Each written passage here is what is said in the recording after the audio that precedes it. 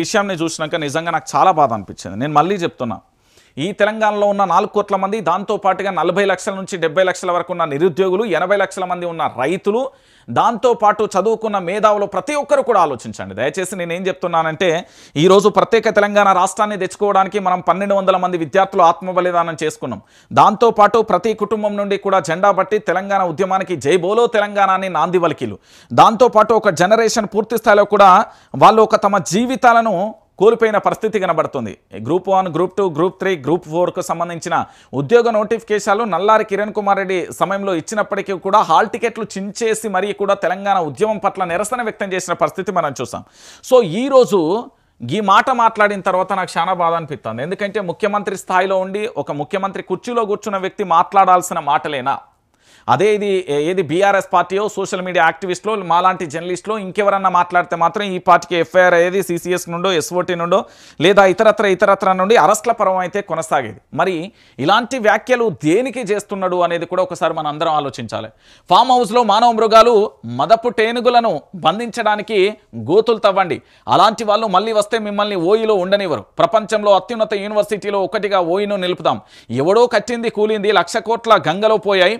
విద్యార్థుల కోసం 1000 కోట్లు ఖర్చు పెడితే పోయేదేమున్నది? అబద్ధాల సంఘాలు చెప్పే మాటలు నమ్మద్దు.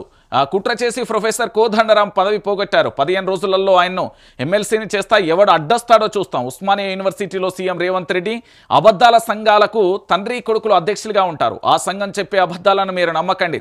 సెంట్రల్ యూనివర్సిటీలో ఏనుగులు, సింహాలు ఉన్నాయని, వాటిని మేము చంపుతున్నామని ఏఐని ఉపయోగించి సోషల్ మీడియాలో పెట్టారు. తెలంగాణలో ఏనుగులు, సింహాలు లేవు. మానవ రూపంలో మృగాలు ఉన్నాయి. అవి ఫామ్ హౌస్లోనే ఉన్నాయి. వాటిని నిర్బంధించడానికి వలలు వేయండి. మదపు టేనుగులను బంధించడానికి గోతులు తవ్వండి అంటూ సీఎం రేవంత్ రెడ్డి చెప్పిండు. ఇంకా ఇగో మాట్లాడుతున్న సీఎం రేవంత్ రెడ్డి ఉస్మానియా యూనివర్సిటీకి సంబంధించి మళ్ళీ వస్తా, ఆ రోజు క్యాంపస్లో ఒక్క పోలీసు ఉండదు, ఎవరైనా నిరసన తెలిపే స్వేచ్ఛ ఆర్ట్స్ కాలేజ్ ఎదుట సభ పెడతా 100 కోట్ల నిధులు ఇస్తా అంటూ కూడా చెప్పిన పరిస్థితి కనబడతాను. ఇక ముఖ్యమంత్రి గారు ఈ మాట అన్నారు చూడు, ఫామ్ హౌస్కు సంబంధించి. ఫామ్ హౌస్లో ఎవరున్నారండి? ఈ రాష్ట్రంలో చాలామంది నేతలకు ఉన్నాయి. దాంట్లో భాగంగా కాంగ్రెస్ పార్టీ నేతలకు మరీ ఎక్కువగా కూడా ఫామ్ హౌస్లో ఉన్న పరిస్థితి కనబడుతుంది. పొంగులేటి శ్రీనివాసరెడ్డికి ఫామ్ హౌస్ ఉంది. ఏది ఆయన పట్నం మహేందర్కు ఫామ్ హౌస్ ఉన్నది. వివేక్కు ఫామ్ హౌస్ ఉన్నది. ఇట్లా చెప్పుకుంటూ పోతే కాంగ్రెస్ పార్టీలో డజన్కు పైగా కూడా ఫామ్ హౌస్ల చరిత్ర కలిగి ఉన్నవాళ్ళు. ముఖ్యమంత్రిగా పనిచేసిన కల్వకుంట్ల చంద్రశేఖరరావు తన వ్యవసాయ భూమిలో క్షేత్రంలో పూర్తి స్థాయిలో నివాసం ఉంటున్న వ్యక్తి. అది మీ అందరికీ తెలిసిన విషయం. ఇక్కడ ఫామ్ హౌస్లో మానవ మృగాలు ఉన్నాయంటే, ఫామ్ హౌస్లో ఎవరు మానవ మృగాలు? కల్వకుంట్ల చంద్రశేఖరరావును ఉద్దేశించి అంటున్నారా? ఈ రాష్ట్రాన్ని 1956 నుంచి 2014 వరకు పూర్తి స్థాయిలో ఎక్కడ చూసినా కూడా బీడు భూములు కనబడితే పచ్చని మాగాని భూములుగా మార్చింది కేసీఆర్. ఎంతోమంది తల్లిదండ్రులు తమ యొక్క కూతుర్ల పెళ్లి చేయడానికి ఆలోచిస్తూ పైసలు లేక నానా రకాలుగా ఇబ్బందులు పెడితే కళ్యాణ లక్ష్మి షాదీ ముబారక్ తీసుకొచ్చింది కేసీఆర్. వికలాంగులకు సంబంధించి ఇబ్బంది పడతా ఉంటే దాన్ని పింఛను పెంచింది కేసీఆర్. దాంతోపాటు రాష్ట్ర వ్యాప్తంగా కూడా నిరుద్యోగ తీవ్రత ఎక్కువ ఉన్నది. ఓ పక్కన ఉద్యోగాలు, ఇంకో పక్కన హైదరాబాద్ అనే బ్రాండ్ అంబాసిడర్గా మార్చి దాదాపుగా ప్రత్యక్షంగా పరోక్షంగా 40 లక్షల ఉద్యోగాలు ఇచ్చింది కేసీఆర్ ప్రభుత్వం. కాళేశ్వరం ప్రాజెక్టుతోని, మేడిగడ్డ, అన్నారం, సుందిల్ల బ్యారేజీలతోని, మల్లన్న సాగర్, దాంతోపాటు రంగనాయక సాగర్కు సంబంధించిన రిజర్వాయర్లు, కెనాళ్లతోని తెలంగాణ రాష్ట్ర వ్యాప్తంగా కూడా మండు టెండల్లో ఎండాకాలంలో కూడా గలగల పారే గోదావరి జలాలను మన కాళ్ళ ముందుకు తీసుకొచ్చింది కేసీఆర్ ప్రభుత్వం. దాంతోపాటు వ్యవసాయం దండగ కాదు, వ్యవసాయం పండుగ అంటూ రుణమాఫీ చేయడమే కాకుండా రైతులకు పెట్టుబడి సాయాన్ని అందించి, రైతు చనిపోతే రైతు బీమాను అందించింది కేసీఆర్ ప్రభుత్వం. ఇంకా చెప్పుకుంటూ పోతే ఈ తెలంగాణలో పూర్తి స్థాయిలో మెడికల్లో మనం వైద్య రంగంలో వెనుకబడి ఉన్నామని ప్రతి జిల్లాకు ఒక మెడికల్ కాలేజ్ ఇచ్చింది కేసీఆర్. ఒకప్పుడు పూర్తి స్థాయిలో చీదరించుకుంటున్న మన భాషను చూసి జయహో తెలంగాణ అనే విధంగా మార్చింది కేసీఆర్.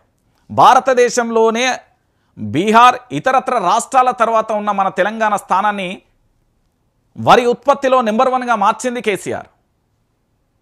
మరి అలాంటి కేసీఆర్ను పట్టుకొని పూర్తి స్థాయిలో ఫామ్ హౌస్లో మానవ మృగాలు ఉన్నాయి, గోతులు తవ్వండి, పాతి పెట్టేందుకు సిద్ధంగా ఉండండి, లేదా దాన్ని పూర్తి స్థాయిలో కూడా బంధించండి. మదపు టేనుగులను బంధించడానికి. ఎవరికి మదపు టేనుగులు అండి? నాకు అర్థం కాదు. ఈ రాష్ట్రాన్ని తేవడానికి తన చావును సైతం లెక్క చేయకుండా కూడా ఆమరణ నిరాహార దీక్ష చేస్తే 2009లో అసలు ఉద్యమం మొదలైంది.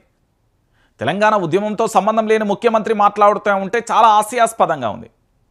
అరే మనం కష్టపడి తెచ్చుకున్న తెలంగాణ, కొట్లాడి తెచ్చుకున్న తెలంగాణ ఒక్కరి వల్ల కాదు కదా. ఎంతోమంది 1969లో ఉద్యమం మొదలైంది, 600 మంది విద్యార్థులు అమరలైలు, వాళ్ళ ఆచూకీ కూడా లేదు. మరి ఆ రోజు తెలంగాణ ఉద్యమానికి సంబంధించి ఏమైపోయింది? దానికి ఏమైనా సమాధానం ఉందా ముఖ్యమంత్రి గారు?